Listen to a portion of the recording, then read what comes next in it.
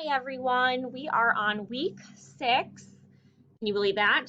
All right, so week 6, as you guys know, we go all the way down and we kind of take a look at what the general agenda is for the week. Okay, so definitely take some time to read through everything on here. There's a couple good, valuable notes on here. But just like all the other weeks, it tells you exactly what is due when it is due. You will notice that there is no Achieve 3000 this week and no Moby Max this week. So nope, you don't need to email me saying, is there Achieve 3000 this week? Is there Moby Max this week? Because I've already told you that there is not. We will have a Google Meet session this week on Tuesday, normal time. I did not post the discussion question yet, but I'm thinking I'll have that posted later tonight. And by the way, I'm recording this on a Sunday, so it'll be there in plenty of time for you guys to see it when you wake up Monday morning and start work. Okay, so we're going to go ahead and click off of this. You guys know to look at this and actually read the whole thing, okay? Take some time and really do that because we are getting to the end of the school year. There's some notes in there that you're going to want to look at. We do have open call hours for the week. Kind of kept it like I did last week because I had better response. Monday, tomorrow, well, today if you're reading this today, but Monday from 10:30 to 11, Tuesday 1 to 1:30. That's our normal session. So what's going to happen is we'll do our normal Google Meet session, and then I'll stay after for any individual questions that you guys have. And then Thursday, towards the end of the week, in case if there's any last minute questions that people have. All right, so those are still on there just like last week.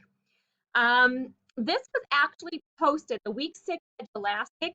I told you guys that this was actually an assignment that I had originally had planned for last week, but I decided to change it to being due on Monday. As you can see, a couple people have already done it, but that means a lot more people are going to have to do it on Monday, which is the first day of the week. I normally don't have something major due on a Monday, but because I gave you guys so much time to work on this, I feel like that would be appropriate at this point. So this Edulastic comprehension check for chapters 1 through 8 is due tomorrow. Do not take this if you have not read chapters 1 through 8. I'm telling you guys, you're not going to be successful on it. Take the time to actually read chapters 1 through 8. I put audio for every single week on there, and you have ample time to do that. Okay, so just make sure that you're not taking this until you actually read the chapters. Okay, I promise you, you're going to be super successful on it once you read the chapters. Okay.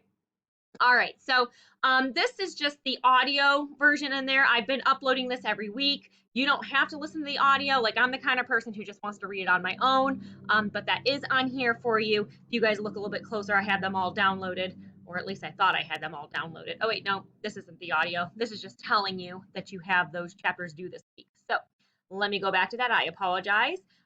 This is telling you that we do have 3 chapters being read this week. So instead of doing 2 chapters this week, 2 chapters next week, and then 2 chapters the last week of school, I just figured because it would be the last full week of school, we should do 3 and 3, have our class discussion, and then that way the last week of school can be a little bit more laid back like it would normally be if we were in the classroom. Okay. Here is where I have the audio uploaded for you. I'm not going to click on that. You guys can figure that out. And then here's where I want to walk through a different assignment with you. Okay. This is an objective summary assignment for chapters 9 through 11. So can you complete this before completing this?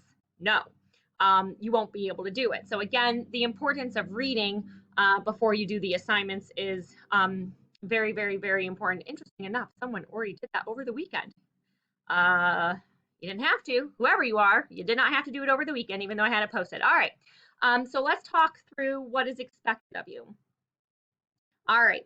When you guys open this up, I have a copy made for every single person. So you can click on it. You can change things. It's not going to change anybody else's document. Okay. It really just kind of walks you through everything that you need to do.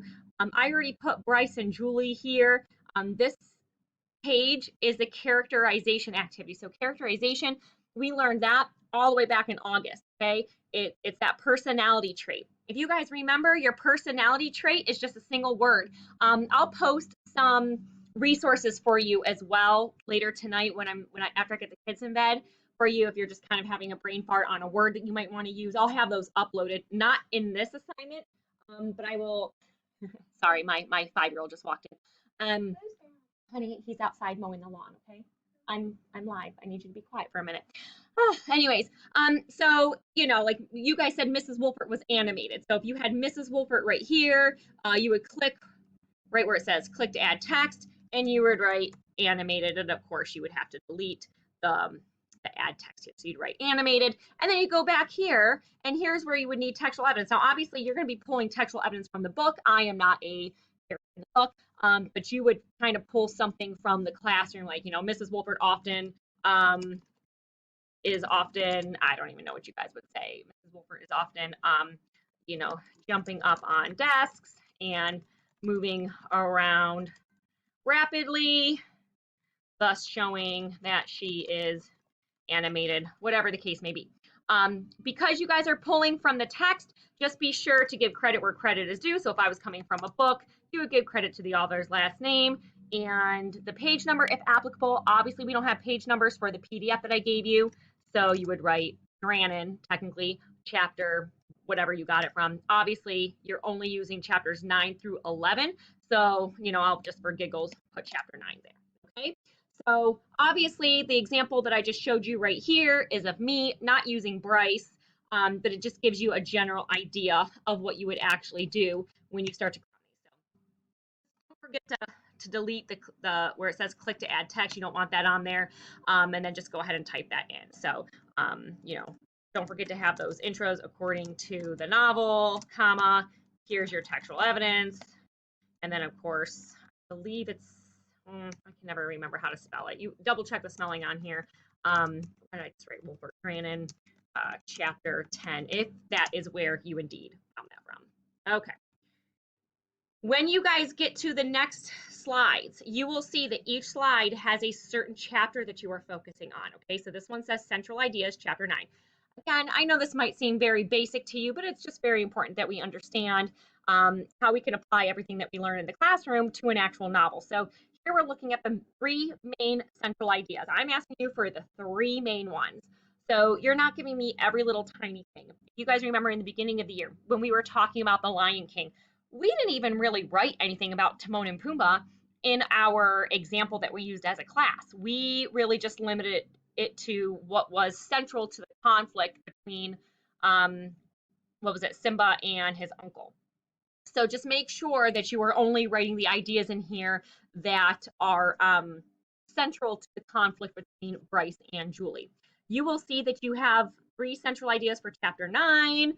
Again, remember, avoid opinions, all right? If we're going to be working on an objective summary here, that means no opinions. So just keep it very factual.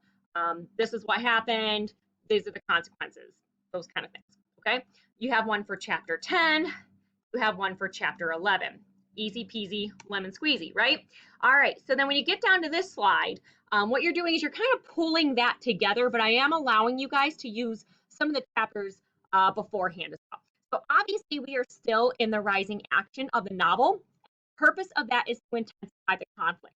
If you need to go back to your plotline notes, this is a good time to do that, all right? Because that's essentially what we're doing here. We're really looking at looking back at plot.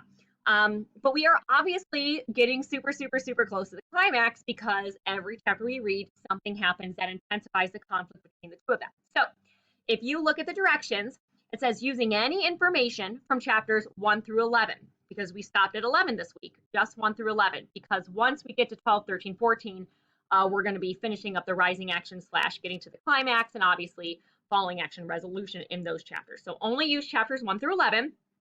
And really what you can do is just kind of pull the main ideas that you probably already mentioned here, and you're going to limit all 9 of these and really talk about just the top 5 ones. Okay, now obviously because these 2 chapters are the same general idea but in different perspectives, keep that in mind when you're putting it here, okay? Keep that in mind that you're not going to put the same idea twice. Take their 2 perspectives and put it in one time. There are 5 of them that you guys need to have. So 1, 2, 3, 4, 5. The way that this had to work is, you'll put number 1 here only. You see that I didn't scroll down because I can't scroll down and make the text box kind of an awkward shape. The text box can only be a rectangle or a square. So just put answer 1 here, And then when you click right here, it gives you enough information to, of course, delete that. Type your first answer here, make a couple spaces, type your second answer here, couple spaces, fourth answer here, and then your other answer here, okay? That's the only thing I want you guys to be aware of is I couldn't make it that awkward shape, so that's why you have those two different things, okay? Just to kind of recap, I am going to be putting characterization, some notes up here for you, not on this activity, but I will upload it along with this tonight up here, just so you don't have to use it by any means, but if you're really having a brain fart on what characterization is, or maybe a word, you can flip there. Again, you can't just go willy-nilly and just click on a characterization because, I highly doubt you would say Bryce is animated like you would have said Mrs. Wolfert is. Okay, so this is what's due on Friday. You have until the end of the week to do that. So just to kind of recap for week 6, you have your lesson plan agenda, you have your open call. You can ask any questions at that point. Parents are allowed to go too if they have a question for me. This is the big one because normally I don't have a major assignment due on a Monday, but because I've had this posted for over a week at this point, this one is tomorrow. I say tomorrow, but if you're watching this on Monday, it would be today, okay? The only other thing I want to point out is because we are getting to the end of the school year, it's just impossible for me to go back and look at every single assignment that kids are turning in late because I don't have a late pen anymore. It's easy for me just to pull from the late pen and say, oh, so-and-so turned this in, here's a grade for it. So-and-so turned this in, here's a grade for it. Remote teaching is just very different. I would literally have to click into every single assignment, click on your name to see if you did or did not do it, whether you did or did not do it. It takes a lot of time. So at this point, okay, I have a grading list updated for you guys. All right. Why is it being a button? Let's scroll down here. View the material in here. I've had this up here for about 2 weeks now. It really just helps me keep track of everything, but also so you know. So like, for example, last week you guys had a missing work Monday assignment that was due. The last day I graded it looked like it was whatever the 28th was at 8 a.m. So that means if I have it marked as missing and you did it on the 28th at 8 p.m., now you understand why it's still marked as missing because I have not graded that, okay? If it's within the past 2 weeks, I'll go back in periodically and check. One of the things that I am stopping now that we're in May is I just can't keep coming back to the beginning of April to click on every single one of these assignments every single day to look to see if you did it. So anything from week 1, 2, or 3, if you're turning it in late, I will gladly accept it from you, but I'm going to need a private email to me for me to look at it. That's kind of like your turn-in box. I'm no longer going to just be willy-nilly clicking on Achieve 3000 from March to look and see if you did it in May. Again, I will gladly grade it if you let me know that I need to look for it, okay? I'll obviously look back at week 4 and 5 because those were more recent assignments. I mean, you can even see I didn't even grade the pre-reading vocabulary from last week. I will get to that tomorrow morning or maybe even tonight when I'm sitting down after I get the kids to bed. But this just gives you a general idea when the last time I graded stuff. I try to grade stuff every week, but like I said, now that we are getting so far into the quarter, I'm just really no longer going to be touching any of these things unless you email me and say, hey, Mrs. Wolfert, I was able to do my Moby Max from week 1. I got that in. Then absolutely, I'll take your email and I'll go log right into Moby Max and I will grade that for you, okay? So that's there as a resource. Just trying to be as organized as possible for you. One last note, please note that I am leaving you messages every morning here on the stream, okay? So just make sure that every morning when you wake up and you are logging in to do work, just take a note, okay? Just kind of take a second and read it. I'm giving you just a general idea of where you should be, maybe a little bit of a heads up. Take a second and read those things. It's just kind of like what I do in the morning when you walk into the classroom. I always give you a heads up on what's going on for the day and what you should expect. Okay?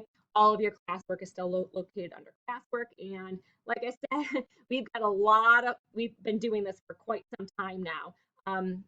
So if you are looking for something from last week, instead of kind of scrolling through all of this stuff at this point, because this is a lot of stuff, just kind of go boom, and it takes you right to it. You're like, oh, I don't need